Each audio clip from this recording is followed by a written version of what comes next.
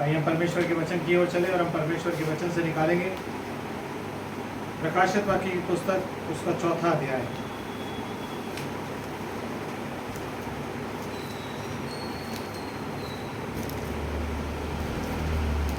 प्रकाशित वाक्य की पुस्तक उसका 4था अध्याय पहली आयत से आपके सामने पढ़ रहा हूँ। इन बातों के बाद जो मैंने दृष्टि की तो क्या देखता हूँ कि स्वर्ग में एक द्वार खुला हुआ है, और जिसको मैंने पहले तुरीके से शब्द से अपने साथ बातें करते सुना था वही कहता है कि यहाँ ऊपर आ जा, और मैं वे बातें तुझे दिखाऊंगा जिनका इन बातों के बाद पूरा होना अवश्य है। परमेश्वर की आशीष उसके पवित्र वचन के पढ़े और सुने जाने पर हो बैठ जाते हैं। Praise the Lord.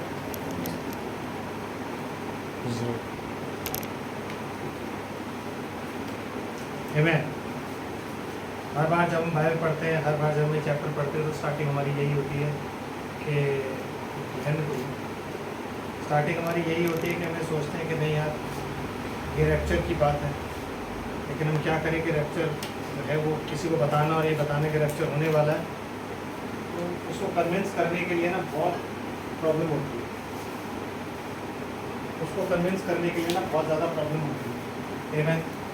क्योंकि रैप्चर एक ऐसी चीज़ है जो हमने ना बाइबल में जब भी पढ़ा है ना तो हमने ट्रांसलेशन तो नहीं पढ़ा है, रैप्चर हम पढ़ते ही नहीं। और जब कभी कोई बात करे तो हम हनोक की बात करते हैं, एलिया की बात करते हैं, तो उसके बारे में बहुत सी थ्योरीज हैं। जब हनोक भी था यहाँ पे, जब हनोक भी उठा दिया गया तो कहती है यशायाह नाम पुस्तक के उसको जैसे एलिया के लिए ढूंढने भेजा था वैसे ही वो हनोक को ढूंढने के लिए भी गए थे कि शायद वो कहीं और चला गया।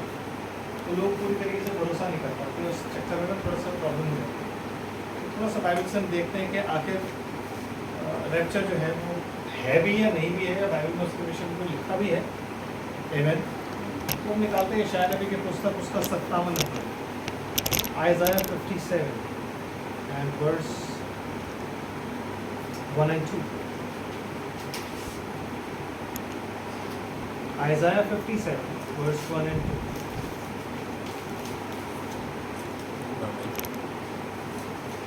यशायाह नबी की पुस्तक उसका 57 अध्याय पहली आयत।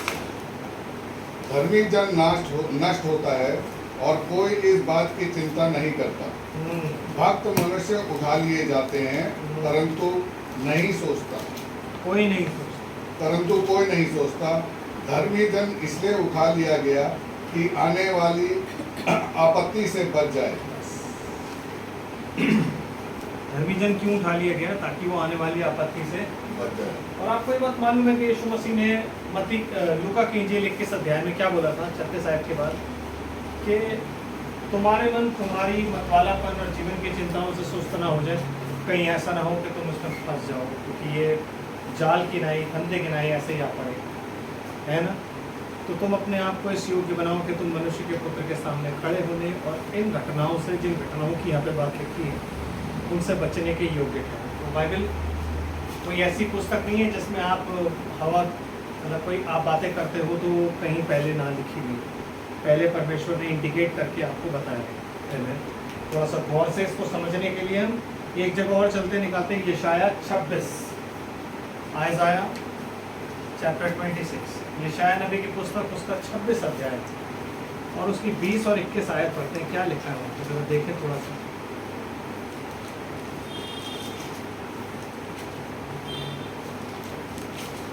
यशायाह 26 उसके 20वीं आयत। हे मेरे लोगों, आओ अपनी अपनी कोठरी में प्रवेश करके किवाड़ों को बंद करो। वैसे ही ये बोल रहा है जैसे उसने पहले प्रकाशित वाक्य की पुस्तक में लिखा है, ऐ मेरे लोगों उनमें से निकल आओ। तो परमेश्वर जिनको अपना लोग कह रहा है वो कौन लोग हैं? वो लोग हैं जो ब्राइड का हिस्सा है, जिन्हें वो क्या कह रहा है कि तुम उन लोगों उसमें से निकल आओ। किस में से? उस बड़ी वेश्या में। और उसके काम मतलब जितना भी भेद बड़ा बाबुल, वेश्याओं और पृथ्वी की घृणित वस्तुओं की माता, एक्सेप्ट यावे, उस अनंत आत्मा को छोड़ के जो कुछ भी इबादत के लिए इस्तेमाल किया जाता है वो उसकी नज़र में क्या है? तो क्या कह रहा है? ऐ मेरे लोगों उसमें से निकल। वो ट्रेडिशन, वो कल्चर, वो रिलीजन उसमें से निकल आए। क्यों? ताकि तुम उसके पापों में भागी ना हो और कहीं उस पर आने वाला दंड तुम पर ना पड़ जाए। आमीन। तो वो क्यों ऐसा कह रहा है? क्योंकि यशायाह नबी की पुस्तक में पहले ही नबी बोल चुका है कि परमेश्वर यहोवा का ये वचन है क्या कि ऐ मेरे लोगों आओ अपनी कोठरियों में प्रवेश करके केवाड़ों को बंद करो। आपको पता है ये जो कोठरियों की जिनकी ये बात कर रहे हैं, ये कोठरियां कहाँ होती हैं?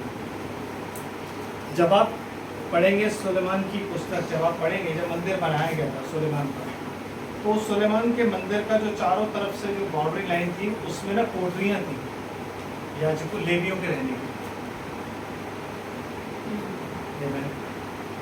उसमें जो कोठरियां थी लेवियों के रहने के लिए, उनको बोला जाता था कोठरी, वहाँ पे लेवी रहते थे। तो क्योंकि परमेश्वर ने हमें याजकीय एक समाज बनाया है और स्वर्ग जो है वो हमारे लिए, वो परमेश्वर कहता है तुम मेरे लिए कैसा भवन बनाओगे, क्योंकि स्वर्ग मेरा सिंहासन और पृथ्वी मेरे पैरों की चौकी है। मतलब स्वर्ग जो है वो उसका टेम्पल है। क्योंकि जब आप रेवल्यूशन की बुक आप पढ़ते हो कहता है फिर परमेश्वर का मंदिर खोला गया और फिर उसमें से ये बच्चा का संदूक निकाला, मतलब उसमें बिजलियाँ गर्जन ये सब चीज़ें, फिर परमेश्वर का संदूक खोला गया, सॉरी परमेश्वर का मंदिर खोला गया। तो मंदिर जो मूसा को उसने बनाने के लिए बोला था, कहता तेरे को जैसा पर्वत के ऊपर दिखाया गया है, मतलब जैसा स्वर्ग में वो मंदिर था एग्जैक्टली वैसे ही उसको पृथ्वी पर बनाना है, सारी चीज़ें वैसे ही और उसी का उसने सारा कुछ दिया। तो सेम चीज़ दाऊद के साथ थी कि दाऊद को पता था कि मंदिर कैसे बनेगा, कोठरियाँ भी होंगी उसमें, याजक होंगे, सब कुछ होगा, तो उसके हिसाब से उसने बनाया। तो यहाँ परमेश्वर क्या कह रहा है? ऐ मेरे लोगों आओ अपनी कोठरी में प्रवेश करके केवाड़ों को बंद करो। यस, थोड़ी देर तक, जब तक क्रोध शांत ना हो, थोड़ी तब देर तक तक अपने को छिपा रखो। आमीन। थोड़ी देर तक, जब तक क्रोध शांत ना हो। किसका? परमेश्वर का क्रोध। आमीन। क्योंकि उसका बड़ा और भयानक दिन आने वाला है। तो जब उसका बड़ा और भयानक दिन आएगा तो सबसे पहले वो किसको छुपाएगा? अपने लोगों को। वो लोग कौन है? वो लोग हैं यीशु मसीह की दुनिया, जिन्हें परमेश्वर अपने पुत्र कहता है। समझ रहे? वो कहता है मेरे लोग अपने आप को, तुम जो उसमें से निकल आए हो, तुम जो अब मेरे बेटे के साथ उसकी दुल्हन बन के ऊपर आए हो, अब एक काम करो, अपने आप को छुपा लो, कोठरियों में जाओ और कोठरियों के दरवाजे बंद कर दो। फिजिकल कोठरी नहीं है, कोई फिजिकल कोठरी नहीं, लेकिन वो क्या कह रहा है कि अपने आप को छिपा लो। किसमें? इस वक्त मसीह में छिपा लो, क्योंकि मसीह जो है परमेश्वर की दया है। मसीह सीट पे कौन बैठा हुआ है? उस दया के सिंहासन पर कौन बैठा हुआ है? मसीह बैठा हुआ है। क्यों? क्योंकि वो परमेश्वर की दया है। आमीन। तो कहता है कि अपने आप को तुम छुपा लो, उस दया में तुम अपने आप को छुपा के रखो। क्यों? जब तक मेरा क्रोध, यहोवा का बड़ा और भयानक दिन आ चुका है, तो जब तक वो क्रोध शांत ना हो जाए, जब तक मैं पृथ्वी के रहने वालों से, क्या लिखा ब्रदर आगे पढ़ दीजिए थोड़ा। क्योंकि देखो यहोवा पृथ्वी के निवासियों को अधर्मिकता का दंड देने के लिए अपने स्थान से चला आता है। अपने स्थान से वो क्या हो रहा है? चला आ रहा है। और कौन आ रहा है? यहोवा। उसका बड़ा और भयानक दिन आ चुका है। आमीन। तो कहीं जमीन पर तो आपको नहीं कहेगा वो आपकी अपनी कोठरियां बंद कर दो, जमीन में कोई कोठरियां बनाएंगे उसने, वहाँ पे क्या आप बंद करो, क्योंकि जब वो दंड देगा ना तो पूरी पृथ्वी, कहता है एक इस बार में पृथ्वी ने आकाश को भी हिला दूंगा। कह रहा है कि नहीं कह रहा है? तो जब उसने इतनी बड़ी बात कही है और वो पूरी पृथ्वी को ऐसे ऐसे अर्थक्वेक और ऐसी ऐसी चीजें लेके आएगा, आप कहाँ छुपोगे और मैं कहाँ छुपूंगा? हमारे छुपने का कौन सा स्थान है? हमें वो ऊपर आसमान पे लेके जाएगा, इसीलिए हमें ऊपर ले जा रहा है रैप्चर में, ताकि हम उस चीज के, उसके क्रोध को देखने भी ना पाए। क्योंकि जब परमेश्वर का क्रोध आता है ना तो कोई व्यक्ति नहीं देख सकता। पतरस नहीं देख पाया, चेले नहीं देख पाए, क्योंकि वो परमेश्वर का क्रोध का प्याला था जो यीशु मसीह ने पिया, वो उसकी जलजलाहट का प्याला था जो यीशु मसीह ने पिया। तो जब पतरस नहीं देख पाया, जो पूरे दिन साथ था, जो कह रहा था कि मैं मर जाऊंगा, बाइबल कहती है उस समय में जो सबसे बड़ा शूरवीर है ना, वो भी छोटे बच्चे की तरह हो गया, जो सीमा पे हो गया। वो भी आपने देख रहा है 4-5 के रेक्टर स्केल पे कोई आ जाए, दुनिया कैसे बाहर भागती है अपने घरों से, 6 पे आ जाए तो बिल्कुल ही पागल हो जाएंगे। पर सोचो वो जो अर्थ पे आने वाला वो कितने पे आएगा? 9-10 पे ही आएगा। तो तब लोगों का क्या हाल है? जब बड़ी बड़ी सुनामीज उठेंगी तब लोगों का क्या हाल होगा, जब ऊपर आसमान से आफतें गिरती हुई दिखेंगी तब लोगों का क्या हाल होगा। तो वो उन चीज़ों से बचने के लिए वो कहता है कि तुम अपने आप को कोठरी में बंद करो।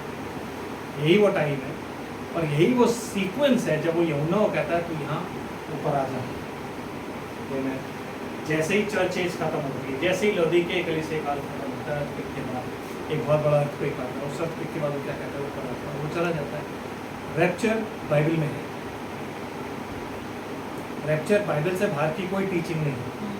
तो अगर कोई व्यक्ति ये कहता है कि ये झूठ बोलते हैं, तो इन आयतों का मतलब मुझे बताओ कहाँ छुपाएगा। तो फिर यीशु मसीह ने बात बात पे क्यों बोला है कि तुम उन घटनाओं से बचने और मनुष्य के पुत्र के सामने खड़े होने के, क्यों बोला उसने? आमीन। अगर हमने अपना लहू बचा के बहा के ही अगर पार जाना है, तो फिर यीशु मसीह ने अपना लहू क्यों बहाया? यीशु मसीह ने इतने कोड़े क्यों खाए? उसने इतना, अगर हमने भी पिटना ही है तो फिर उसने इतना सब कुछ क्यों सहा? आमीन। तो ये सारी जो डॉक्ट्रिन है ये बिब्लिकल डॉक्ट्रिन है, इसमें कोई बाहर से नहीं। जब थिस्सलुनीकियों की पत्री में वो कहता है कि उस समय प्रधान दूत का शब्द सुनाई देगा, क्या कहता है? पहला थिस्सलुनीकियों और उसका 3 अध्याय।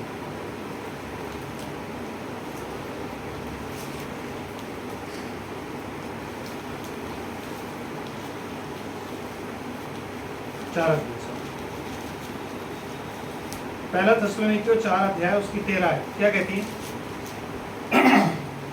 पहला थिस्सलुनीकियों उसका 4 अध्याय 13 है।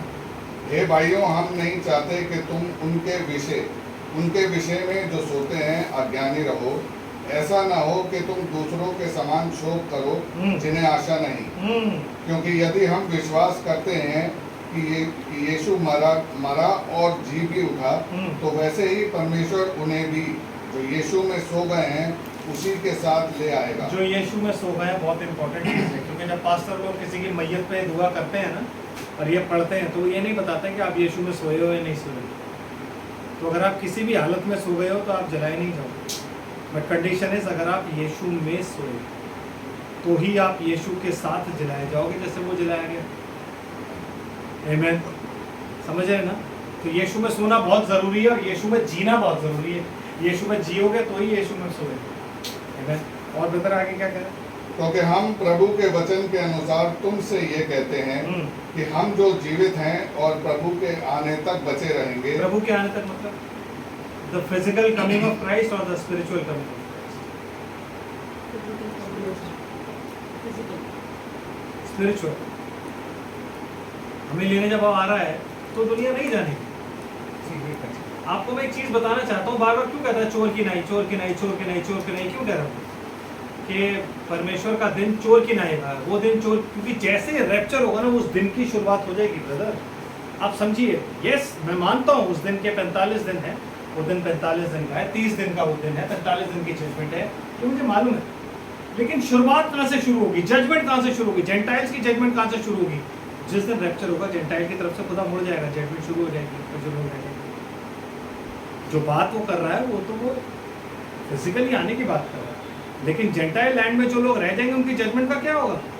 क्योंकि खुदा तो डील कर रहा है इजराइलियों के साथ, तो फिर इनका क्या? They are going to face the beast system. उस पशु का जो पूरा एक सिस्टम बनाया हुआ ना, उसको वो लोग फेस करेंगे जब उन्हें खरीदना और बेचना नहीं दिया जाएगा, जब वो खुद ही नहीं खरीद बेचेंगे, जो कहेंगे हमें पता है कि ये क्या है, तब उनको अपनी जान देनी पड़ेगी। तो जजमेंट यहाँ शुरू हो चुकी होगी ब्रदर। इसलिए वो बार बार क्या कहता है, वो दिन चोर की नाई आएगा। मतलब जहाँ रैप्चर हुआ और जहाँ मूसा और एलिया आया उसके बाद तो सब जानते हैं 7 साल बाद है। सबको एक एक चीज़ बताए कि 7 साल चलेंगे, 7 साल के बाद ये होगा, 7 साल के बाद उसके इतने दिन के बाद ये होगा। तो चोर की नाई का मतलब क्या? वो किस दिन की बात कर रहा है जो चोर की नाई आएगा? अच्छा, वो चोर की नाई आएगा क्योंकि दुल्हन को वो चोर की नाई ले जाएगा। It's a secret catching away. जैसे यीशु मसीह पुराने नियम के जितने भी धर्मी लोग थे उनको लेके ऊपर चला गया ना, कोई नहीं जान पाया। 40 दिन तक वो लोग नीचे ही थे, कोई भी नहीं जान पाया। 40 दिन के बाद वो उनको ऊपर लेके जा रहा है, कोई नहीं देख पाया, चेले भी नहीं देख पाए। चेले सिर्फ यीशु मसीह को ऊपर जाते हुए देख रहे थे, तो नहीं देखा उन्होंने। ठीक है, वैसे ही उस टाइम पे हुआ। समझ रहे बात को? और बदर क्या लिखा?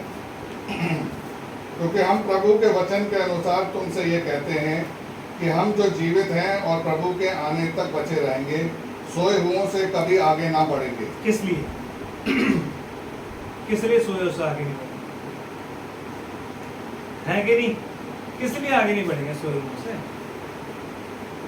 मतलब सोए हुए रेजरेक्ट पहले होंगे, उसके बाद हमारा ट्रांसफॉर्मेशन है। आमेन।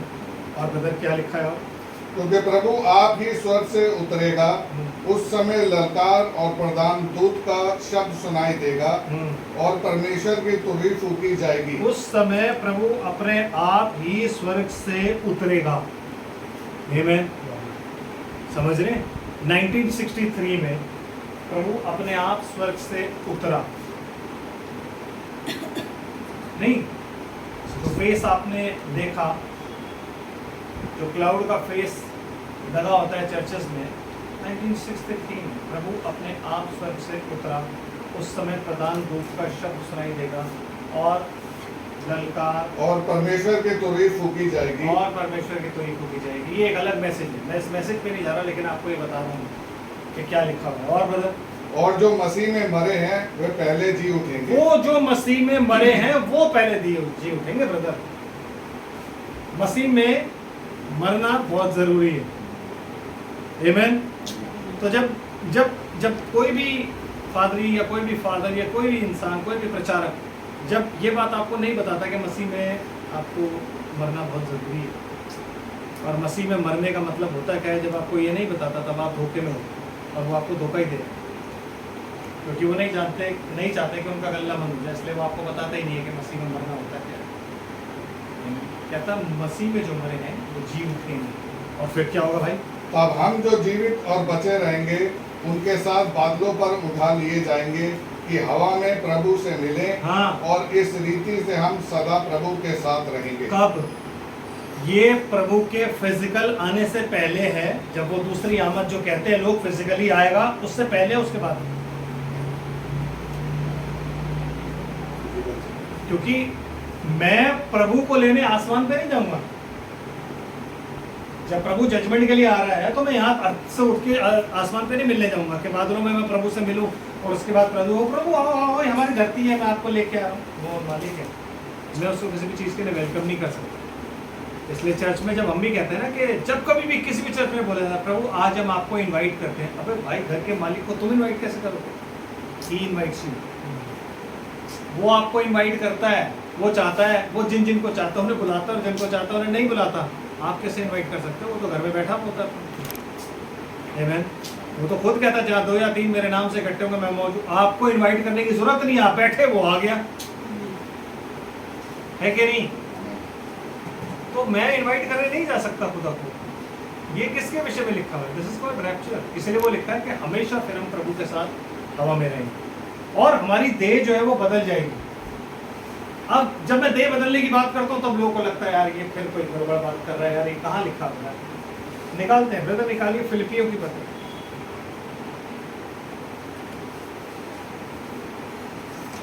फिलिपियों की पत्री और उसका 3रा अध्याय। फिलिपियों की पत्री 3रा अध्याय।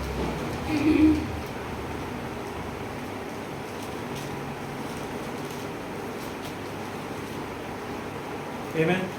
17 आयत से पढ़ लेते हैं भाई, नीचे जाके आएगा। वैसे हमारी कीवर्ड जो है वो तो 20 के बाद शुरू होती है। 17 से पढ़ते हैं क्या लिखा है। फिलिपियों की पत्री 3रा अध्याय 17 आयत से। जी भाई। हे भाइयों, तुम सब मिलकर मेरी सी चाल चलो जी। और उन्हें पहचान रखो जो इस रीति पर चलते हैं। मतलब अगर आप देख रहे हो कि कोई भाई बहुत बड़ा प्रचारक है या कोई बहुत बड़ा हुआ है, तो आप उसके कैरेक्टर को पौलुस के कैरेक्टर के साथ लगा के देखो। अगर वो पौलुस की तरह परमेश्वर के पीछे चल रहा है या सेवकाई कर रहा है, सब कुछ कर रहा है, दैट मीन्स वो बंदा सही है। तो आपको सबसे पहले मसीहत में आने से पहले जब कहते हैं ना कि हर एक आत्मा की प्रतीति ना करो, तो आपको किसको देखना है? पौलुस। पौलुस ने कैसे अपने जीवन में प्रभु की सेवा किस तरीके से की है, कैसा वो जिया है, ये सब चीजें आपको देखनी है। आमीन। और ब्रदर, और उन्हें पहचान रखो जो इस रीति पर चलते हैं, जी ब्रदर, जिसका उदाहरण तुम हमने पाते हो। यस, हम मतलब सारे प्रेरितों के, तमाम प्रेरितों की बात है। और क्योंकि बहुत से ऐसी चाल चलते हैं जिनकी चर्चा मैंने तुमसे बार बार की है और अब भी रो रो कर कहता हूँ, कि वे अपनी चाल चलन से मसीह के क्रूस के बैरी हैं। अपनी चाल चलन से, अपने कैरेक्टर से वो कौन है? मसीह के क्रूस के, विच मीन्स मसीह ने क्रूस पर जो हमारे लिए सैल्वेशन दी है वो सैल्वेशन के बैरी हैं। आपको उस सैल्वेशन तक पहुंचने नहीं देखते, आपको उस उद्धार तक पहुंचने नहीं देते, वो उसके बैरी हैं। वो उस सैल्वेशन के सामने खड़े होकर अपनी वर्शिप करवाते हैं और आपसे मसीह की जान पहचान नहीं करते। आमीन। तो वो मसीह के क्रूस के क्या हैं? बैरी। वो आपको कभी नहीं बोलेंगे कि आप मसीह में आओगे तो आपको क्रूस उठा के चलना पड़ेगा, क्योंकि वो क्रूस के बैरी हैं। वो हमेशा आपको क्या बोलेंगे? जैसे ही आप आओगे ना मसीहत में, तो एक सेंटा क्लॉज आपके पास आया करेगा और वो आपकी सारी, मतलब आपने मसीह को नहीं ग्रहण किया, आपको चिराग मिल गया है जिसको जैसे घिसोगे तो जिन निकलेगा और जो मांगोगे वो पूरा हो जाएगा। Yes, that is a fact, that is a fact कि आप चिराग घिसोगे और चिराग घिसने के बाद जिन निकलेगा और जिन आपकी सारी चीजें पूरी कर देगा। क्यों? क्योंकि क्रूस के थ्रू बैरी है।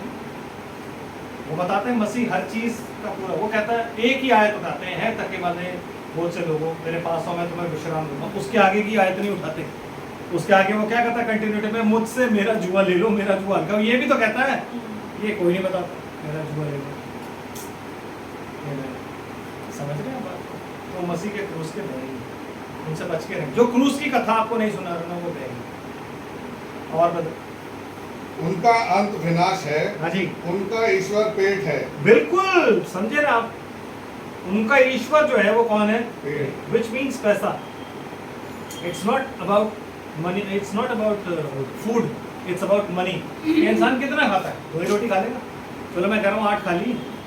अब कोई ऐसा थोड़ा ना है कि भाई कोई अगर उसका भगवान, अगर उसका ईश्वर पेट है तो वो 25-30 रोटियां खा लेगा हर उसके बाद, ऐसा नहीं है। बट यू नो, खाना इंसान में उतना ही होता है, लेकिन उसको हाई होता है, हाई और आ जाए, हाई होता है। तो उनका जो ईश्वर है वो क्या है? पेट है। और उनका पेट जो है वो अधोलोक से भी गहरा है, जो कभी नहीं भरता। आमीन। एंड ब्रदर, वे अपनी लज्जा की बातों पर घमंड करते हैं। यस, और पृथ्वी की वस्तुओं पर मन लगाए रहते हैं। जी, ध्यान ये रखना है कि 2 चीजें, उनका जो ईश्वर है वो पेट है, वो अपनी लज्जा की बातों पर घमंड करते हैं, मतलब जो भी कुछ उन्होंने लज्जाजनक काम किए होंगे उनको वो घमंड करते हैं। आमीन। जैसे सदोमी करते थे। और तीसरी चीज क्या बोलिए? पृथ्वी की वस्तुओं पर मन लगाए रहते हैं। पृथ्वी की वस्तु आपको हमेशा मटेरियलिस्टिक चीजों की ओर अट्रैक्ट करेंगे। वो आपको कभी भी ये नहीं बताएंगे कि आपका जो जो जो स्वदेश है वो स्वर्ग है, आपने वहां जाना। वो आपको हमेशा ये बताएंगे कि आप इस पृथ्वी पर रहते हो और इस पृथ्वी की चीजों से आपको प्यार करना सिखाएंगे कि अगर आपको घर चाहिए तो आप अपनी डायरी में लिख के रखो, आप हाथ उठाओ, प्रभु से दुआ करो, ये चीजें आपको। अगर आपको गाड़ी चाहिए तो आप ये करो। वो कभी भी आपको नहीं बताएंगे कि भाई स्वर्ग में इन चीजों की कोई जरूरत नहीं है। तो उनका जो भी कुछ आप वचन सुनोगे या उनका प्रचार सुनोगे वो मटेरियलिस्टिक चीज़ों पर, इन दी एंड वो मटेरियलिस्टिक चीज़ों पर ही आते हैं। शुरू तो वो वचन से करेंगे, लेकिन आते आते एंड में क्या होगा? वो सारा इन चीज़ों पर, शारीरिक चीज़ें, ये सांसारिक चीज़ें, इन सब पर आके रुक जाए। आमीन। और ब्रदर, पर हमारा स्वदेश स्वर्ग पर है। सुनिए, गौर से सुनिए, हमारा स्वदेश कहाँ है? स्वर्ग है। तो हमें सुधि किसकी रखनी है?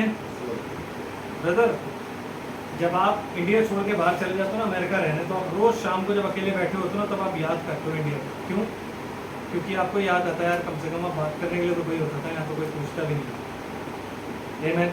तो मतलब ये है कि जब आप यहाँ रहते हो पृथ्वी पर, और अगर आपको ये बात मालूम हो कि मैं यहाँ का नहीं हूँ, यहाँ तो मैं सिर्फ एक परदेसी और मुसाफिर हूँ और मुझे ऊपर जाना है, तो आपका ध्यान हमेशा ऊपर ही है। आमीन। आप हमेशा ऊपर की बातें सोचते रहो। अगर आप ऊपर की बातें सोचोगे तो वही मुंह से निकलेंगी, और जब वो मुंह से निकलेंगी तो लोग आपको पागल बोलेंगे, कहेंगे ये बेवकूफ है। आमीन। एंड ब्रदर, और हम एक उद्धारकर्ता प्रभु यीशु मसीह के यहाँ से आने की बाट जो रहे हैं। मतलब हम वहां से यीशु मसीह के, कहां से? स्वर्ग से यीशु मसीह के आने की हम बाट जो रहे हैं भाई साहब। और वे अपनी शक्ति के उस प्रभाव के अनुसार जिसके द्वारा हम सब वस्तुओं को अपने वश में कर सकता है, अपनी हमारी दीनहीन देह का रूप बदलकर हाँ। अपनी महिमा की देह के अनुकूल बना देगा। उसके बाद आपका रैप्चर होगा। ब्रदर एंड सिस्टर, आपकी जो ये दीनहीन देह है, आपकी जो ये नाशमान देह है, इसको वो बदल देगा और बदल कर क्या बना देगा? अपनी महिमा की देह, मतलब ग्लोरीफाइड बॉडी जैसी उसकी है वैसे ही ग्लोरीफाइड वो बॉडी आपकी देगा। और तब पलक झपकते ही, तो लिखा है ना,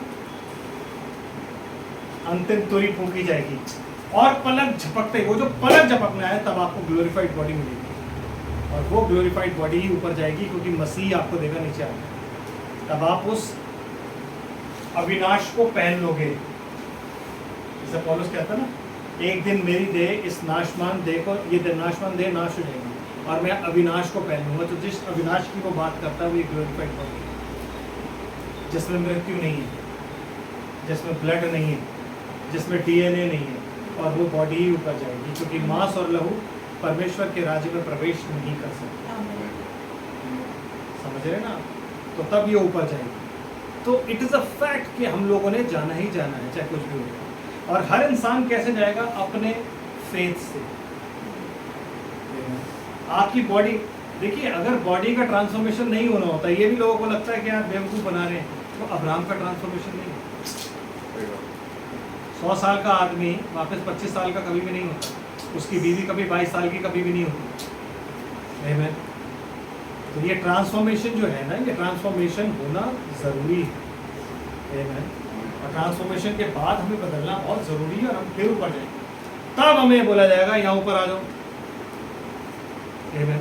तो जैसे ही हमें बोला जाएगा यहाँ ऊपर आ जाओ, तो आप क्या करोगे? क्या लिखा हुआ है? प्रकाशित वाक्य, आप चलते हैं। अच्छा, मैं एक चीज़ और आपको बताना चाहूँ। हम ये बातों पे पता क्यों यकीन नहीं करते? क्योंकि हम सबको लगता है कि यार रेवलेशन जैसी कोई चीज़ नहीं होती। क्योंकि आज तक कभी किसी ने रेवलेशन की कोई बात नहीं करी। जितने भी चर्चेस थे या जहाँ भी हम जाते थे, हम भी जब जाते थे, हमने कभी रेवलेशन की बात नहीं की। हमने हमेशा सुना कि हाँ, उसने अच्छा काम किया, उसकी किताब कहानी घुसेड़ दी, उसने अच्छा काम किया, उसकी कहानी घुसेड़ दी, उसने ये किया, उसकी घुसेड़ दी। साधु सुंदर सिंह के बारे में बता दिया कि साधु सुंदर सिंह ने ये किया, उसने ये किया, उसने। रेवलेशन की किसी ने कभी कोई वाई? क्योंकि किसी को रेवलेशन पे यकीन ही नहीं। तो हम बंदे उठाते थे, समझे? हम क्या करते थे? हम बंदे उठाते और हम बंदे उठा के बातें करते थे। लेकिन ये रेवलेशन कब से प्रीच होना शुरू हुआ और किस समय के लिए रखा गया? पौलुस क्या कहते हैं? पौलुस के पास है। पहले पौलुस का पढ़ेंगे, फिर देखेंगे कि रेवलेशन कहाँ पे आता है। इफिसियों की पत्री और उसका 1 अध्याय 15 से 20 आए। फिलिपियों से पहले इफिसियों की पत्री उसका 1 अध्याय 15 से 20। फिलिपियों के पत्र 1 अध्याय 15 आयत से। इस कारण मैं भी उस विश्वास का समाचार सुनकर जो तुम लोगों में प्रभु यीशु पर है और सब पवित्र लोगों पर प्रकट है, रिवील किया है, मैनिफेस्ट किया है। आमीन। विश्वास जो है उन पर क्या हुआ? मैनिफेस्ट हुआ है। This is the first church, Ephesian first church, जिसको आप एज में यूज करते हो ना, ये वो पहला चर्च है। उसमें क्या हुआ? मैनिफेस्ट हुआ, प्रकट हुआ। और ब्रदर, तुम्हारे लिए धन्यवाद करना नहीं छोड़ता और अपनी प्रार्थनाओं में तुम्हें स्मरण किया करता हूँ कि हमारे प्रभु यीशु का परमेश्वर जो महिमा का पिता है तुम्हें अपनी पहचान में ज्ञान और प्रकाश की आत्मा दे। आमीन। जब आप इसे इंग्लिश में पढ़ते हो तो ये ज्ञान की जगह लिखा हुआ बुद्धि, विजडम एंड रेवलेशन। मतलब वो कहता है मैं तुम्हारे लिए दुआ करता हूँ कि खुदा तुम्हें आत्मा दे जो कि तुम्हें बुद्धि दे और तुम्हें क्या दे? Revelation. Because without revelation you can not see God. आमीन। Because we walk by faith and the faith is revelation. क्या आपको पता होना चाहिए आगे क्या? बाय रेवलेशन आप चलते, नॉट बाय साइट। अब आप कहोगे कि यार ये सील जो बुक्स आप बोलते रहते हो ये कहाँ से आपने सुनी और क्या सुनी? तो निकाल डैनियल नबी की पुस्तक निकाल, 12 अध्याय निकाल।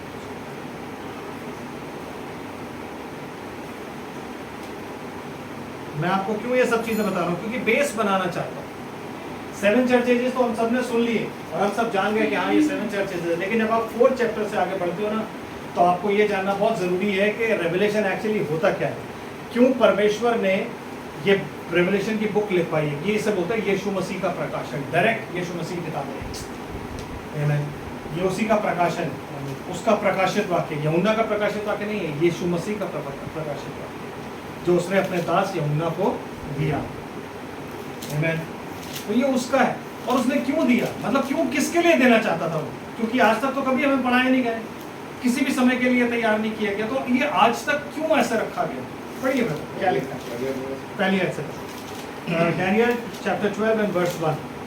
उसी समय मिकाएल नामक बड़ा प्रधान जो तेरे जाति भाइयों का पक्ष करने को खड़ा रहता है वह उठेगा।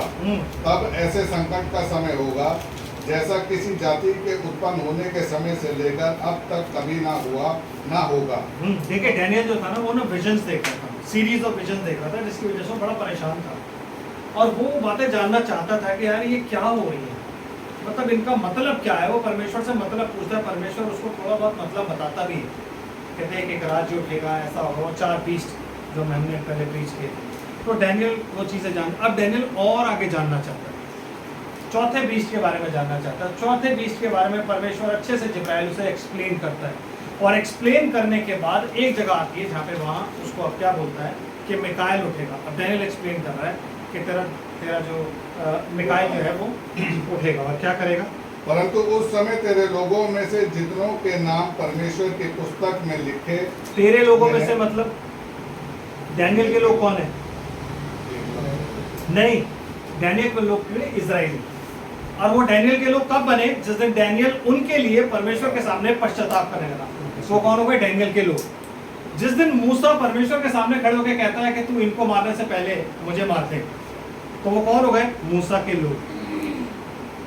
जब आप किसी के लिए इंटरसीड करते हो ना, तो वो क्या बन जाता है? परमेश्वर कहता है तेरा बंदा, आमीन, बिकॉज आप बिचवई आ गए। इसलिए जब हम यीशु मसीह के नाम से प्रार्थना करते हैं तो हम किसके बंदे हो जाते हैं? यीशु मसीह के। यीशु मसीह कहता है पिता ये मेरे लोग हैं, मैंने इन्हें बचाया। इसलिए क्या कहता है वो? ऐ मेरे लोगों, उनमें से निकल आओ, ऐ मेरे लोगों कोठरियां बंद करो, क्योंकि जो ब्राइड ऊपर जाएगी वो ऊपर जाके परमेश्वर के वो लोग होंगे, वो पवित्र लोग होंगे जो उस पवित्र स्वर्ग पर पहुंचेंगे। तो वो फिर कौन कहलाएंगे? पवित्र परमेश्वर की पवित्र प्रजा, उसी के लोग। तो कहता तेरे लोग इजराइल, आमीन। और क्या होगा ब्रदर? परंतु उस समय तेरे लोगों में से जितनों के नाम परमेश्वर की पुस्तक में लिखे हुए हैं वे बच निकलेंगे। 1,44,000 जो तेरे लोगों में से, मतलब तेरे तमाम लोग जो इजराइल एज अ नेशन है, उसमें से 1,44,000, पता है नहीं कितने जितनों के नाम लिखे हुए हैं। कितनों के नाम? 1,44,000 के। हमने पढ़ा था रेवलेशन की बुक में चैप्टर 6 में कि वहाँ पे 1,44,000 इस गोत्र से, उस गोत्र से, 12 गोत्रों से लिए हुए 12,000, तो वो सारे बच्चे निकलेंगे। और मतलब क्या होगा? जो भूमि के नीचे सोए रहेंगे उनमें से बहुत से लोग जाग उठेंगे जी। कितने तो सदा के जीवन के लिए और कितने अपने नाम धराई और सदा तक अत्यंत घिनौने ठहरने के लिए। ये है जो सेकेंड रेजरेक्शन है उसका second part. First part is rapture के टाइम पे जब होगा, जो सीक्रेट होगा। ये वो पार्ट है जब यीशु मसीह नीचे आ रहा होगा, आएगा, तब जब रेजरेक्ट होंगे, जब न्याय होगा तब। और ब्रदर? तब सिखाने वालों की चमक आकाश मंडल सी होगी। मतलब आप लोग और मैं, जो हम लोग दूसरों को सिखाते हैं, हम लोग दूसरों को बताते हैं, लोग हमसे पूछते हैं और हम उनको परमेश्वर के वचन का प्रचार करते हैं, उन लोगों की चमक आकाश मंडल सी होगी। आमीन। और जो बहुतों को धर्मी बनाते हैं वे सर्वदा तारों के समान आकाश में रहेंगे। मतलब जो बहुतों को धर्मी बनाते हैं, आप में से, मुझ में से, जो भी प्रभु के पास लेकर के आया है किसी को भी, वो आसमान में तारे की तरह प्रकाशमान रहेगा, which means he is a part of bride. 2 बार सिखाया था ना इब्राहिम को, एक जमीन पे था, एक आसमान पे था। जमीन वाला इजराइल है, ऊपर वाला कौन है? हम लोग। आमीन। और ब्रदर? परंतु हे दानियल तू इस पुस्तक पर मोहर करके, दानियल तू क्या कर? इस पुस्तक पर मोहर करके, तू मोहर कर दे इस पुस्तक पर। Don't try to understand anything, आमीन। और लेकिन तू क्या कर? इस पुस्तक पर मोहर कर दे। और ब्रदर? इस पुस्तक पर मोहर करके इन वचनों को अंत समय तक के लिए बंद रख दे। कब तक के लिए? अंत समय, विच मीन्स ये जो आप जी रहे हैं। इस टाइम तक के लिए डैनियल को सारी चीजें दिखाई गई थी भाई, क्योंकि वो अति प्रिय था। यूहन्ना को सारी चीजें दिखाई गई थी क्योंकि वो अति प्रिय था। आज ब्राइड को हर चीज रिवील की जा रही है बिकॉज वो अति प्रिय है। डैनियल ने भी यही बोला, हे प्रभु इन्हें माफ कर क्योंकि ये नहीं जानते क्या कर रहे हैं। यूहन्ना ने भी यही बोला, हे प्रभु इन्हें माफ कर, ये नहीं जानते क्या कर रहे हैं। और ब्राइड भी यही बोलेगी, हे प्रभु इन्हें माफ कर क्योंकि ये नहीं जानते क्या कर रहे हैं। जब तक हमारे मन से वो आवाज नहीं निकलेगी ना, तब तक हम ब्राइड नहीं है, तब तक सेवन थंडर्स हम पे रिवील नहीं। इससे पहले कि सेवन थंडर्स रिवील हो तो हमारे को आपस में ही हम तो एक दूसरे के लिए भी ये बोल देते हैं, अरे मरने दे, जैसा करेगा वैसा करेगा, है कि नहीं। लेकिन उस टाइम पे हमारी जब तक वो कंडीशन नहीं आएगी जब हम कहेंगे कि नहीं यार, हे खुदा इसे माफ करे, नहीं जानता है क्या कर रहा है, शैतान करवा रहा है इससे, प्रभु ये जानता ही नहीं, जानता हो तो थोड़ी ना करता, तू इसे माफ कर दे प्लीज। वो इंटरसीडिंग जो होगी ना, तब आप बुलंद बनोगे। उससे पहले आप जितना भी क्लेम कर लो डिवाइन लव का, जितना भी कह लो मेरे अंदर प्यार है, मैं उससे प्यार करता हूँ, एक चाटा जिस दिन आपके गाल पर पड़ गया भी पता लग जाएगा प्यार करते हो या नहीं। सीधी सी बात। तो अभी आप जितना भी क्लेम कर लो, हम उस स्टेज पे नहीं, हम उस स्टेज की तरफ जा रहे हैं, अपने आप को प्रिपेयर कर रहे हैं। जब हम रोज रात को और सुबह दुआ करके कहते हैं, खुदा दाग और झुर्री को दूर कर, हमें अपनी आमद की लायक बना, अंदर से सब कुछ निकाल, एक शुद्ध मन दे, एक अच्छा विवेक दे, क्योंकि शुद्ध मन और अच्छे विवेक के बिना हम नहीं जा सकते। तो ये मांगना बहुत जरूरी है, क्या? शुद्ध मन और अच्छा विवेक, ये दो चीजें हमारे पास होनी चाहिए। Right conscious, good conscious, pure conscious and pure heart.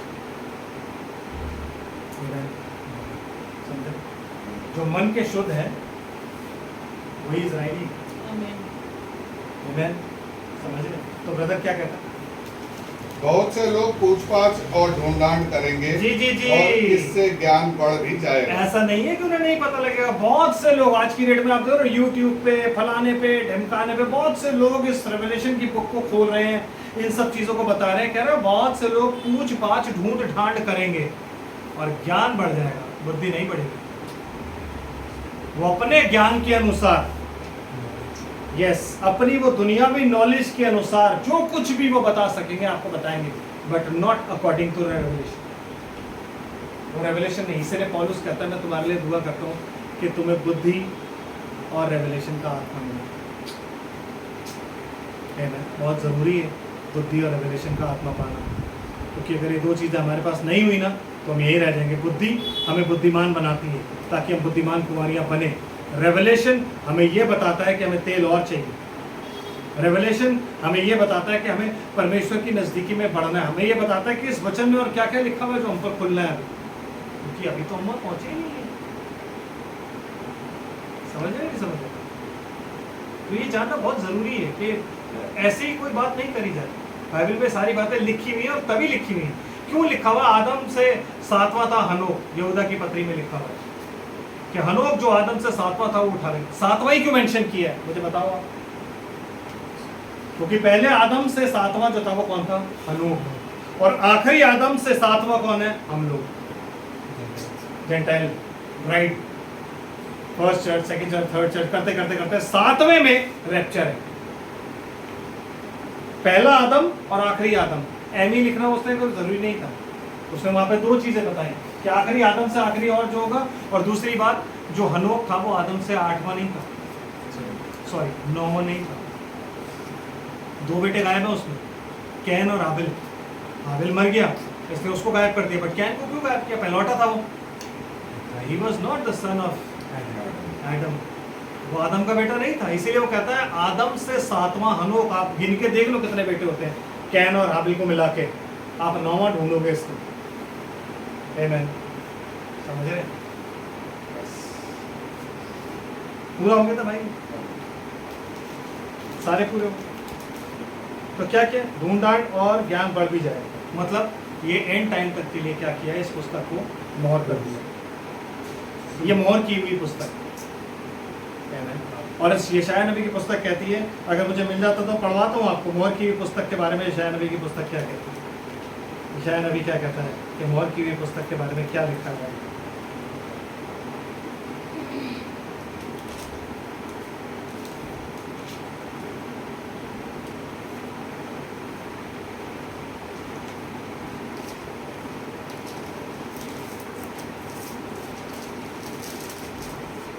पढ़िए 29 अध्याय, यशायाह नबी की पुस्तक, उसका 29 अध्याय।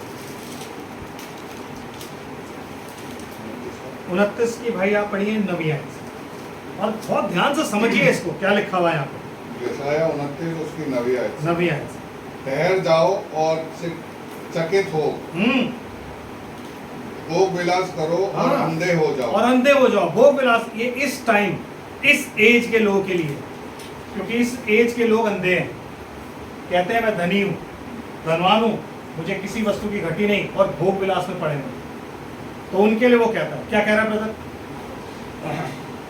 भोग विलास करो और अंधे हो जाओ। हाँ जी। वे मतवाले तो हैं हाँ परंतु जी। दाख मधु से नहीं। यस, वो मतवाले तो हैं लेकिन दाख मधु से नहीं है। और वे डगमगाते तो हैं परंतु मदिरा पीने से नहीं। यस, वो डगमा भी रहे हैं लेकिन मदिरा पीने से ये सब नहीं है। क्या हुआ है?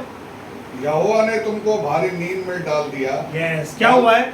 इसे बोलते हैं स्पिरिचुअल इंसोम्निया। आमेन। मतलब एक आपको आत्मिक नींद में डाल दिया है।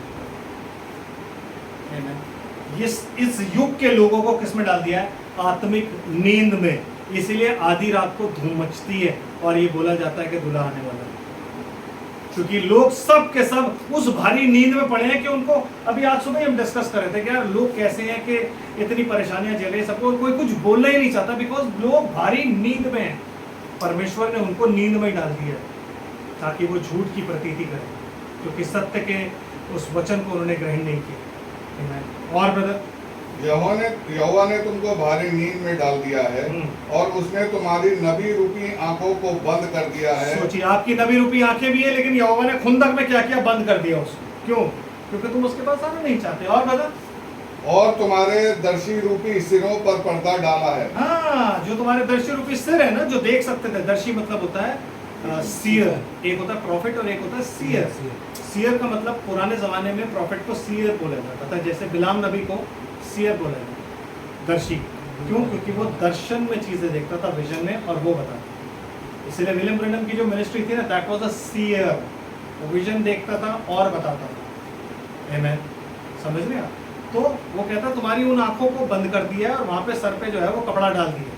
बिल्कुल वैसे ही जैसे मूसा जब नीचे आता था तो कपड़ा डाल लेता था, तो कहता पर्दा तुम पर आज तक पड़ा हुआ है, तुम्हारी आंखों पर आज तक वो पर्दा पड़ा हुआ है कि तुम आज तक भी नहीं देख सकते परमेश्वर के उस ज्योति को, उस उजियाले को जो आज चमक रहा है, उस लाइट को तुम आज भी नहीं देख सकते, क्योंकि वो पर्दा तभी पड़ गया। आमेन। Yes brother. एंड इसलिए सारे दर्शन तुम्हारे लिए एक लपेटी और मोहरबंद की हुई पुस्तक की बातों के समान है। समझ रहे क्या है? जितने भी बातें, जितने भी दर्शन, ये जो पुस्तक लिखी गई है ना आपकी, ये दर्शनों के दर्शन और बातें और पैराबल्स, इन सब पे, और ये क्या किया गया? इनको मोहर करके ना उन सब लोगों के लिए जिन्हें परमेश्वर ने भारी नींद में डाल दिया है, उनके चारों तरफ क्या किया है? मोहर करके रख दी गई है, उन्हें मोहर करके दे दी। और क्या हुआ वहां पे? पुस्तकों की बातों के समान है। हाँ। जिसे कोई पढ़े लिखे मनुष्य को यह कहकर दे। मतलब ये जो सील्ड बुक है, इस सील्ड बुक को एक पढ़े लिखे आदमी को दे दी और उससे बोला भाई, क्या बोला? इसे पढ़, और वह कहे मैं नहीं पढ़ सकता क्योंकि यह मोहरबंद की ये मोहरबंद की हुई है, मैं नहीं पढ़ सकता क्योंकि मैं इस पुस्तक को लेने, इसकी ओर देखने, आंख उठा के देखने के लायक भी नहीं हूं। इसीलिए यहूदा रो रहा है कि कोई जितना मर्जी पढ़ लिख जाए, डीडी पीडी सीडी टीडी हो जाए, कोई पुस्तक नहीं पढ़ पाएगा brother. You can not know, क्योंकि तुम्हारी आंखें बंद कर, ये पुस्तक को पढ़ा नहीं जाता, इसको देखा जाता है। इसलिए बार बार यूहन्ना क्या कहता है? मैं उस शब्द को देखने के लिए मुड़ा, वो शब्द ने जो मुझसे कहा उसको देखने के लिए मुड़ा, उसको देखा, हर चीज को देखा। क्यों? शब्द कैसे आप देख सकते हो? बिकॉज आप नबी रूपी आंखों से ही इन चीजों को देख सकते हो, उसके अलावा आप इस चीजों को नहीं देखते। तो पढ़ा लिखा आदमी जो बेचारा, उसने बहुत बड़े बड़े ओहदे लिए हुए हैं और वो बहुत बड़ी उपाधि पर है, बिशप साहब है, या ये साहब है, या वो साहब है, या पोप साहब है, कोई भी इस पुस्तक को नहीं बता सकता, वरना ये पुस्तक आज आपके पास होगी। लेकिन पुस्तक मोहर की हुई है ब्रदर, और वो कह रहा है उसको दी पढ़े लिखे को, तो कह रहा है इसको तो मोहर है। और तब यही पुस्तक अनपढ़ को यह कहकर दी, इसे पढ़। कि अनपढ़ को दे दी है कि भाई तू पढ़ ले, चल कोई बात नहीं। तो अनपढ़ ने क्या बोला? और वह कहे मैं तो अनपढ़ हूँ। मैं तो भैया अनपढ़ हूँ, मैं तो पढ़ नहीं सकता। Which means ना तो अनपढ़ इस पुस्तक को पढ़ सकता है और न पढ़ा लिखा इस पुस्तक को पढ़ सकता है। इस पुस्तक को सिर्फ वो पढ़ सकता है जो परमेश्वर की आत्मा में होता है। इस पुस्तक की जो मोहरें हैं सिर्फ वो खोल सकता है जिसने अपना लहू दिया है। और अपना लहू देके जब उसने उन मोहरों को खोला, तो खोलने के बाद जब उसने इस पुस्तक को यीशु मसीह में होके उसने इस पुस्तक को रिवील किया, तो जो भी यीशु मसीह में होगा वो होके यीशु मसीह में इस पुस्तक को बता सकता है, उसके अलावा कोई नहीं बता, कोई भी नहीं। पेट का तो कोई भी नहीं। आपने अभी पढ़ा कि वो पेट के लोग हैं, उनका जो उनका ईश्वर है वो पेट है कि नहीं? ईश्वर मतलब होता है गॉड। गॉड का मतलब होता है जिसकी आप वर्शिप करते हैं। प्रभु पेट नहीं है, नो। लॉर्ड नहीं है, ओनर नहीं है आपका, नो। गॉड, यीशु मसीह इज लॉर्ड। यीशु मसीह का बाप परमेश्वर है। आप समझ रहे बात को? मैं क्या कर रहा हूं? तो कोई भी इस पुस्तक को लेके ऐसे नहीं पढ़ सकता। खत्म हो गया भाई? क्या है थोड़ा? प्रभु ने कहा, ये लोग जो मुंह से मेरा आदर करते हुए समीप आते, परंतु अपना मन मुझसे दूर रखते हैं, और जो केवल मनुष्य की आज्ञा सुनकर मेरा भय मानते हैं। क्या ये चीज यीशु मसीह ने नहीं बोली? ये शायद नबी ने तुम्हारे बारे में सही कहा है कि तुम्हारे मन मुझसे दूर है, तुम मुंह से मेरा अंगीकार करते हो लेकिन तुम्हारे मन मुझसे दूर है। क्यों? क्योंकि तुम मनुष्य की आज्ञाओं को धर्मोपदेश करते हो। यही चीज यीशु मसीह ने कोट नहीं करी? बिल्कुल करी, क्योंकि वो अच्छी तरीके से जानता था कि कोई भी इस पुस्तक को पढ़ नहीं सकता। ये लोग तो बिल्कुल भी नहीं पढ़ पाएंगे। क्यों? क्योंकि उन्होंने मेरे लहू का इनकार कर दिया। जो भी यीशु मसीह में होगा वो इस पुस्तक को पढ़ लेगा और इस पुस्तक की बातों को सच समझ लेगा, और जिसके नाम मेमने की जीवन की पुस्तक में लिखे हैं वो इस पुस्तक को अपने आप जान जाएगा, बिकॉज वो उस पुस्तक से ही निकला है और उस पुस्तक में ही वापस जाना है, तो वो उस पुस्तक की बातों पर यकीन भी करेगा। समझ रहे? अब पुस्तक कैसे लिखी हुई है ये भी जानना जरूरी है कि इस पुस्तक को कैसे लिखा है, क्योंकि बाइबल जब हम पढ़ते हैं ना, हमारी आदत हम क्रमानुसार बाइबल पढ़ते हैं, है कि नहीं? बड़ी हमें आदत पड़ी होती है इसकी कि भाई एक ना क्रमानुसार पढ़ो। तो लिखा है बाइबल में इसी का ही 28 अध्याय, एक चैप्टर पहले और 9वीं वर्ष। यशायाह 28 उसके 9वीं आयत। नहीं, आप 7वीं से पढ़ो। यशायाह 28 उसकी 7वीं आयत। ये भी दाखमधु के कारण डगमगाते और मदिरा से लड़खड़ाते हैं। एग्जैक्टली सेम चीज वहां पे क्या है। और याजक और नबी भी मदिरा के कारण डगमगाते हैं जी, और दाखमधु ने उनको भुला दिया है। हाँ। वे मदिरा के कारण लड़खड़ाते और दर्शन पाते हुए भी भटक जाते। यस, दर्शन मिल रहा है लेकिन फिर भी भटक रहे हो। आमीन। और न्याय में भूल करते हैं जी, क्योंकि भोजन के सब आसन वमन और मल से भरे हैं। कोई कॉमन लैंग्वेज शुद्ध में स्थान नहीं बचा। कॉमन लैंग्वेज में बोलूं अगर तो मैं टट्टी और उल्टी से भरे हुए। क्यों? क्योंकि जहाँ आप जाते हो, जहाँ के मेंबर ये लोग बने हुए हैं, वहाँ पे सिर्फ कुछ खाने को नहीं मिलता सिवाय बमन और मल। He is talking about the denominational church, the traditional churches, जिन्हें भाई ब्रैनम क्या बोलते थे, लॉजेस, जिनमें जाके आप रजिस्टर में अपने नाम लिखते हो, मेरी भाई मेरे को इतने टाइम के लिए लॉज चाहिए, उन्हें क्या बोलते थे, लॉजेस, जहाँ की आप मेंबरशिप लेते हो। परमेश्वर के राज्य में मेंबरशिप नहीं ली जाती, पैदा हुआ है। इसलिए वो आपको कभी ढंग का खाना नहीं दे सकते। वो जब भी आपको देंगे वो क्या कहेंगे, बमन और मल। आज भी उनके पास वही है। आमीन। इसलिए जितने भी खाने वाले हैं वो सब मर चुके हैं। क्यों? क्योंकि क्या लिखा है ब्रदर आगे,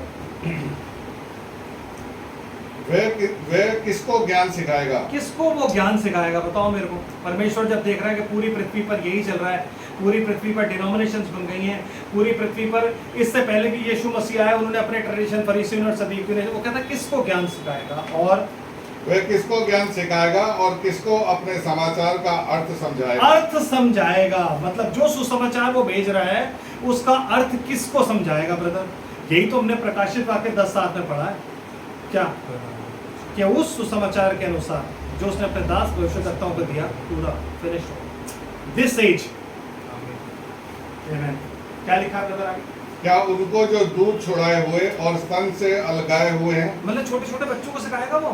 हाँ, और क्योंकि आज्ञा पर आज्ञा, आज्ञा पर आज्ञा, नियम पर नियम, नियम पर नियम, थोड़ा यहाँ थोड़ा वहाँ। थोड़ा यहाँ थोड़ा वहाँ, मतलब आज्ञा पर आज्ञा। बाइबल अगर आप कंटिन्यूसली पढ़ोगे तो कभी आपके समझ में नहीं आएगी। बाइबल क्या है? आज्ञा पर आज्ञा, आज्ञा पर आज्ञा, नियम पर नियम, नियम पर नियम, थोड़ा यहाँ थोड़ा वहां। आमेन। थोड़ा न्यू टेस्टमेंट, थोड़ा ओल्ड टेस्टमेंट, थोड़ा स्टार्टिंग में जेनेसिस में, थोड़ा इधर डैनियल में, थोड़ा उधर इज़ेकिएल में, थोड़ा मत्ती में, ऐसे थोड़ा यहाँ थोड़ा वहां। और वह इन लोगों से परदेशी होठों और विदेशी भाषा बोलने वालों के द्वारा बातें करेंगे। कौन करेगा? किन के द्वारा बातें करी उसने? फिर परदेशी होठों के द्वारा जब उसने बातें करी, वो दिन कौन सा था? वो था पिंतीकुस्त का दिन। आमेन। पिंतीकुस्त के दिन उसने जब बातें करी तो वो जो वहां खड़े हुए तो क्या करे? वो पूरी दुनिया में जितनी भी जातियां रहती, जितने भी देश थे, वहां से आए हुए यहूदी थे, वो कहते भाई अपनी भाषा हम सुन रहे हैं, परदेशी भाषा। आमेन। और जितने बाकी लोग खड़े हुए थे वो क्या कह रहे हैं? ये इन्होंने पी रखी है शराब, ये लोग शराबी हैं, बकवास कर रहे हैं बेकार। क्यों? क्योंकि उनकी भाषा कहती थी, लेकिन जिनको समझ आनी चाहिए उन्हें समझ आनी। इसलिए पवित्र आत्मा जब भी उतरता है ना, दोहरा उतरता है, एक नहीं उतरेगा। रब्बा डब्बा शब्बा करके आप चुप नहीं हो सकते। पवित्र आत्मा जब भी उतरेगा ट्रांसलेशन के साथ उतरेगा। आमेन। जिनसे उसने कहा विश्राम इसी से मिलेगा, इसी के द्वारा थके हुओं को विश्राम दो। यस। परंतु उन्होंने सुनना ना चाहा। परंतु उन्होंने सुनना ना चाहा। मतलब विश्राम इसी से मिलेगा। किससे? कौन सा वचन? कौन सा वचन? आज्ञा पर आज्ञा, आज्ञा पर आज्ञा, नियम पर नियम, नियम पर नियम, आज्ञा पर आज्ञा, आज्ञा पर आज्ञा, नियम पर नियम, नियम पर नियम, थोड़ा यहाँ थोड़ा वहाँ। क्योंकि वो खुद बताता है क्या लिखा था। इसलिए यहोवा का वचन उनके पास आज्ञा पर आज्ञा। सोचिए, आज्ञा पर आज्ञा, मतलब उनके पास कैसे कहता विश्राम इसी से मिलेगा, इस वचन से। और उसके बाद वो कह रहा है उन लोगों के पास ना, इजराइलियों के पास जो मेरा वचन है वो ऐसा ही पहुंचा। कैसा पहुंचा? इसलिए यहोवा का वचन उनके पास आज्ञा पर आज्ञा, आज्ञा पर आज्ञा, नियम पर नियम, नियम पर नियम है। थोड़ा यहाँ थोड़ा वहाँ, जिससे वे ठोकर खाकर चित गिरे और घायल हो जाएं और फंदे में फंसकर पड़ जाएं। यस, जिस फंदे से यीशु मसीह हमें बचाना चाहता है उसमें वो हमें फंसाना चाहता है। क्यों? क्योंकि उनमें बुद्धि है बहुत ज्यादा। उनके लिए परमेश्वर का वचन क्या है? आज्ञा पर आज्ञा, आज्ञा पर आज्ञा, नियम पर नियम, नियम पर नियम, थोड़ा यहाँ थोड़ा वहाँ। वो नहीं समझ सकते क्योंकि वो बाइबल को कंटिन्यूटी में पढ़ते हैं। उनको लगता है जेनेसिस से चली आ रही है, धड़ा धड़ा पढ़ते चले जाओ। ऐसा नहीं है ब्रदर, वो हमारी परछाई है। जो कुछ भी वहां पे हुआ वो यहाँ पे हमारे साथ होना है। समझ रहे? इस चीज को वो नहीं जानते, इसलिए उनको क्या किया? आज्ञा पर। क्यों? क्योंकि वो ठोकर खा कर गिरे, चाहता है खुदा उनको ठोकर खा। और वो आज्ञा पर आज्ञा, आज्ञा पर आज्ञा, नियम पर नियम, नियम पर नियम। कहाँ छिपा के रखा? थोड़ा आगे पढ़ो भाई, क्या लिखा हुआ? हाँ जी, इसी के आगे पढ़। इस कारण वे ठट्ठा करने वालों यरूशलेम वासी प्रजा के हाकिमों, यहोवा, इस कारण हे ठट्ठा करने वालों यरूशलेम वासी प्रजा के हाकिमों, यहोवा का वचन सुनो। तुमने कहा है हमने मृत्यु से वाचा बांधी। हमने मृत्यु से वाचा बांधी मतलब जो परमेश्वर की बात नहीं सुन रहा ब्रदर, उसने क्या किया है? जो परमेश्वर के वचन पर यकीन नहीं कर रहा, उसने क्या किया? मृत्यु, आपने और मैंने मृत्यु से ही वाचा बांधी थी। जब हम खुदा को नहीं जानते थे तो हमारा कवनेंट किससे बंधा हुआ था? मृत्यु से बंधा हुआ था कि नहीं? वो तो बीच में वो आ गया और उसने आके हमसे वाचा बांध ली और वो कवनेंट टूट गया। इसलिए कहते हैं हमने दुनिया को डाइवोर्स देके इससे शादी करी है, मसीह से। हम उस सामरी स्त्री की तरह हैं जिसके 6 पति पहले भी थे, 5 पति पहले भी थे, छठे के साथ वो रह रही थी। लेकिन जब 7वां मिला ना तो उसके बाद उसे किसी पति की जरूरत नहीं पड़ी। Because 7 is the number of completion, perfect number है। आमेन। तो उसे किसी की जरूरत नहीं पड़ी और हम वैसे ही थे। हमें मृत्यु से वाचा बांधी हुई थी पर खुदा अनुग्रहकारी है। उसका धन्यवाद हमेशा करना चाहिए कि प्रभु तू बीच में आया, बीच में आके तूने हमारे को बचाया। यस एंड ब्रदर, तुमने कहा है हमने मृत्यु से वाचा बांधी और अधोलोक से प्रतिज्ञा कराई है। इस कारण विपत्ति जब बाढ़ के समान बढ़ आए तब हमारे पास ना आएगी। मतलब हमने मृत्यु से वाचा बांधी हुई है कि जब मृत्यु अहम से दूर रहे। हमने परेशानियों और बाढ़ से हमने वाचा बांधी हुई है कि बाढ़ जब आएगी ना तो हमारी कोई हानि ना हो। तो वाचा किससे बांध रहा हूँ? शैतान से। कि हमें इतनी जल्दी मृत्यु नहीं आनी चाहिए और हमारी मृत्यु जो है वो बहुत दर्दनाक नहीं होना चाहिए और हमारा ये कुछ नहीं होना चाहिए, हमारा ऐसा नहीं हो, मुसीबत हम पर नहीं आनी चाहिए। हमने ये सब वाचा बांध दी कि ऐसा ना हो हमारे साथ। क्यों? क्योंकि हम तो इजरायली हैं ना, हम तो यरूशलेम वासी हैं। जैसे कि आज हम कहते हैं ना, अरे हमारे बाप दादे ईसाई चले आ रहे हैं पता नहीं कब से, तो हमें आज नई कहानी सुना रहे हो। ऐसा थोड़े ना होता है। क्यों? क्योंकि बाप दादों से ये सब चीजें चली आ रही है। हमारे जहन में बात बैठी हुई है कि जो कुछ भी हो बाप दादों का है। तो कह रहा नहीं मेरे भाई, यरूशलेम वासियों को वो कह रहा है जिनसे वो बहुत ज्यादा प्यार करता है, जिसमें से उसने अपनी दुल्हन, क्या आज ब्राइड को क्या बोला जाता है? होली सिटी न्यू यरूशलेम। उन यरूशलेम वासियों से बात कर रहा है। और ब्रदर क्या कह रहा है?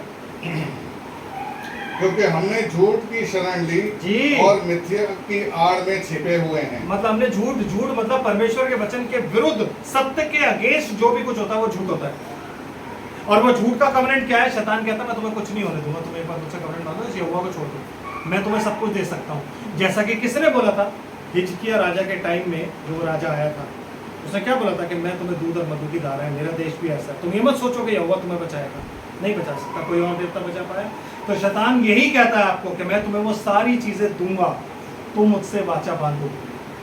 जैसा आज इल्यूमिनाटी के लोग बांधते हैं वैसे तुम मुझसे वाचा बांधो। आमीन। और उन्होंने उससे वाचा बांधी कि उनको कोई परेशानी नहीं होगी, उनको हर चीज मिलेगी, उनका सब कुछ होगा। क्या कहता है? इस कारण इसलिए प्रभु यहोवा यूं कहता है, देखो मैंने सिय्योन में नींव का एक पत्थर रखा है, आमीन। एक परखा हुआ पत्थर, कोने का अनमोल और अति दृढ़ नींव के योग्य पत्थर। यस। और जो कोई विश्वास रखे वह उतावली ना करेगा। और मैं न्याय को डोरी और धार्मिकता को साहुल ठहराऊंगा। यस। और तुम्हारा झूठ का शरणस्थान ओलों से बह जाएगा। यस। और तुम्हारे छिपने का स्थान जल में डूबेगा। आमीन। तब जो वाचा तुमने मृत्यु से बांधी है वह टूट जाएगी। वह टूट जाएगी। कब? जब यीशु मसीह आएगा। यीशु मसीह के आने के बाद मृत्यु से जो वाचा है ना वो टूट जाएगा। क्यों? क्योंकि वो लाइफ लेकर के आया। God is life. परमेश्वर में जीवन है और जीवन उसने अपने पुत्र में रख के हमारे पास भेजा। तो जिसने उस पुत्र को ग्रहण किया उसके पास वो जीवन पाया गया और मृत्यु से उसकी वाचा टूट गई। आमीन। Yes brother. एंड और जो प्रतिज्ञा तुमने अधोलोक से कराई वह ना ठहरेगी। वह ना ठहरेगी। जब विपत्ति बाढ़ के समान बढ़ आए तब तुम उसमें डूब ही जाओगे। जब वह बाढ़ आए तब बस। आमीन। तो क्या कहता है कि अब बैठ जाइए। वो कह रहा है कि जब यीशु मसीह आएगा, जब वो आएगा ना, कोने के सिरे का पत्थर। कौन से कोने का? कोने के सिरे का पत्थर निकम्मा ठहराया। आमीन। ये भी यीशु मसीह ने बोला है। तो वो जब आएगा ना, वो इसलिए ठहराया जाएगा ताकि जो कोई उससे ठोकर खाए, आमीन, चकनाचूर हो, उतावली ना करें, और जिस पर वो गिरे वो नाश हो जाए। आमीन। समझ रहे बात? तो इस वचन को जानना, इसका रेवलेशन पहचानना बहुत जरूरी है। ये पुस्तक हमें ऐसे ही हमें नहीं बोला गया कि मोहर की हुई पुस्तक आपको देगी। इसका प्रमाण डैनियल देता है कि वो मोहर की हुई पुस्तक है और वो बंद की हुई। वो हमें क्यों दी गई? क्योंकि अंत के दिनों में वो खुलेगी। इस एक एज में बहुत से ऐसे लोग आए जिन्होंने उस पुस्तक को खोला है। यहोवा विटनेस अपने हिसाब से खोलते हैं, हर बंदा अपने हिसाब से खोलता है। इसलिए वो कहता है कि ज्ञान बहुत बढ़ जाएगा। क्यों? क्योंकि ढूंढांड और पूछ पाछ बहुत की जाएगी, तो ज्ञान बहुत बढ़ जाएगा। लेकिन अंत के दिनों में जो यीशु मसीह में पाया जाएगा उस पर ये पुस्तक खुलेगी। क्यों? क्योंकि यीशु मसीह ने ही मोहर खोली है और यीशु मसीह का ही प्रकाशक है। समझ रहे आप? तो ये मेरा पहला इंट्रोडक्शन था आपको देना। इससे पहले कि मैं प्रकाशित वाक्य के 4 अध्याय में आगे बढ़ूँ, आपको ये बताना ज़रूरी था कि जब हम आगे बढ़ेंगे बाइबल में आगे, तो अब हम बातचीत जो भी करेंगे वो सिंबॉलिक होगी और रेवलेशन जो होता है उसको समझना, उसको रिसीव करना बहुत ज़रूरी है। तो जब तक आप ओपन माइंड से रिसीव नहीं करेंगे, जब तक आप ये नहीं जानेंगे कि बाइबल में सारी बातें पहले से मेंशन हुई नहीं है, टेंट के टाइम में होगा और ऐसे बाइबल लिखी हुई है। क्योंकि हम जब सीधी बाइबल पढ़ते हैं ना तो कई बार हम धोखा खा जाते हैं। है कि नहीं? लेकिन समझने वाली बात ये है कि हमको बाइबल कैसे पढ़नी है, हमें जानना है कि एक चीज़ यहाँ लिखी और एक चीज़ वहाँ, एक चीज़ उधर लिखी और एक चीज़ उधर, तो इन चीज़ों को जानना बहुत जरूरी है। Amen। प्रभु आप सबको आशीष हो करते हैं, हम प्रार्थना करते हैं। यहाँ से आगे अब हम फ्राइडे को चलते हैं। जीवित और महान परमेश्वर, हम तेरा धन्यवाद